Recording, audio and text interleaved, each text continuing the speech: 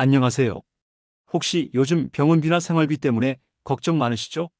물가는 오르고 연금은 부족하고 앞으로의 노후가 불안하게 느껴지는 건 어르신들만의 이야기가 아닙니다. 저도 부모님을 보며 비슷한 고민을 해왔고 많은 분들이 어떻게 하면 조금이라도 편안한 노후를 보낼 수 있을까 고민하고 계십니다. 그래서 오늘은 2025년부터 달라지는 새 정부의 노인복지 정책에 대해 꼼꼼히 정리해서 알려드리려 합니다. 어떤 분들에게 어떤 혜택이 주어지고 지금까지와는 뭐가 달라지는지, 그리고 실질적으로 생활에 어떤 변화가 생기는지 이야기 나눠볼게요.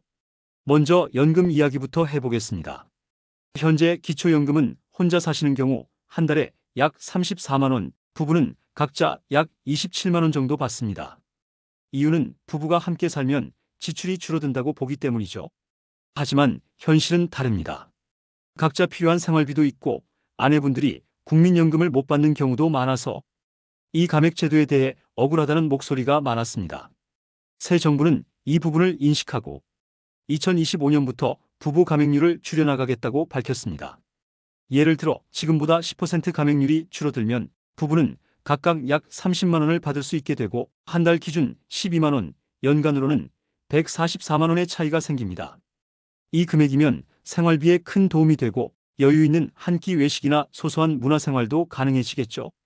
그리고 또 하나, 지금까지는 일을 하시는 어르신이 소득이 늘어나면 연금이 줄어드는 경우가 많았습니다.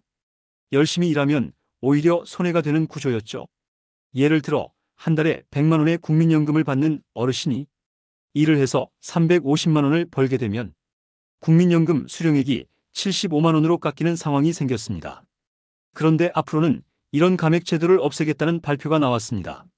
즉, 일을 하더라도 연금이 줄지 않고 본인의 노력에 따라 정당한 소득을 보장받을 수 있다는 겁니다. 이 제도가 시행되면 연간 최대 300만 원 정도 더 받을 수 있게 됩니다. 다음은 의료비 지원에 대한 이야기입니다. 치과 치료, 특히 임플란트나 틀리는 비용 부담이 크시죠? 지금은 65세 이상에게만, 그것도 2개까지만 보험이 적용되지만 앞으로는 60세 이상부터 더 많은 개수로 확대될 예정입니다. 예를 들어 3개의 임플란트를 해야 할 경우 지금은 300만 원이 넘는 비용을 본인이 모두 부담해야 하지만 새 제도가 시행되면 30%만 내면 되기 때문에 90만 원 정도만으로 치료가 가능해집니다. 뿐만 아니라 백내장 수술 시 사용하는 렌즈나 무릎 수술에 쓰이는 고급 재료도 보험 적용이 확대될 예정입니다. 지금은 다초점 렌즈를 쓰면 200만 원을 추가로 내야 하지만 앞으로는 이 비용도 절반 이하로 줄어들 가능성이 큽니다. 건강검진도 변화가 있습니다. 지금은 2년에 한 번 받는 정기검진이 매년으로 확대되고 검진 항목도 늘어날 예정입니다. 암검진도 더 정밀하고 자주 받을 수 있게 됩니다.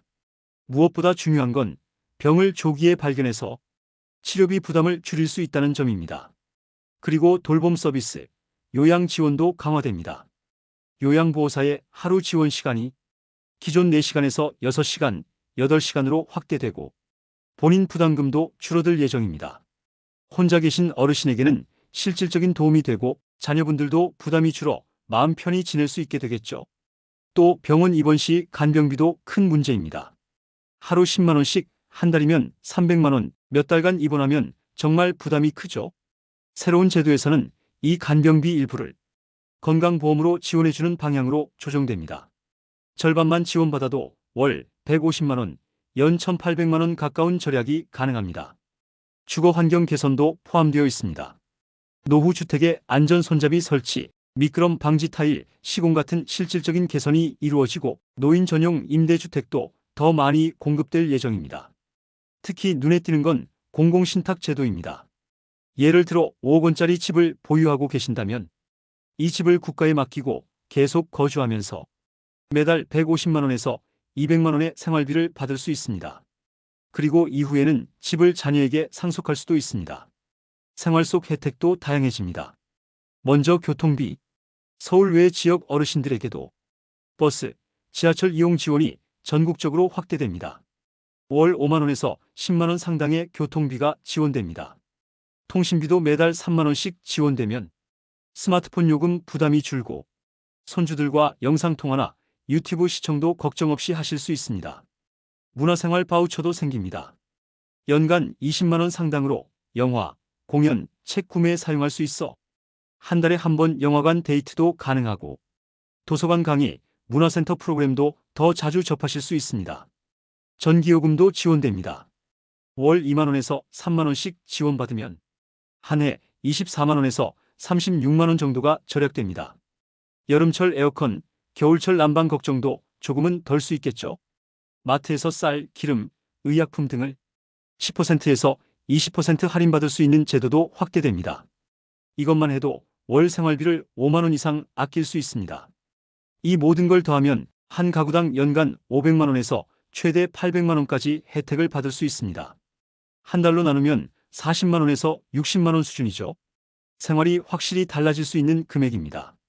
이쯤 되면 드는 생각, 이 좋은 제도들 신청 안 하면 어떻게 될까요? 아쉽게도 신청하지 않으면 혜택도 없습니다. 기초연금, 주거지원, 통신비 지원, 에너지 바우처, 차상위 지원 등 이미 받을 수 있는 제도인데도 몰라서 못 받는 분들이 너무 많습니다. 그래서 앞으로도 이런 정보들을 계속 알려드릴 예정입니다. 어떻게 신청하는지, 필요한 서류는 뭔지, 신청 마감일은 언제인지 정확하게 알려드릴게요. 영상을 보신 뒤 꼭 주변 부모님, 이웃 어르신들과도 공유해주세요. 정보는 나눌수록 커집니다. 당신의 관심 하나가 누군가에게는 한 달 생활비만큼 큰 도움이 될 수 있습니다. 노후가 두렵기만 했던 시대는 이제 지나가고 있습니다. 당신의 삶이 더 따뜻하고 더 여유롭기를 바랍니다. 감사합니다.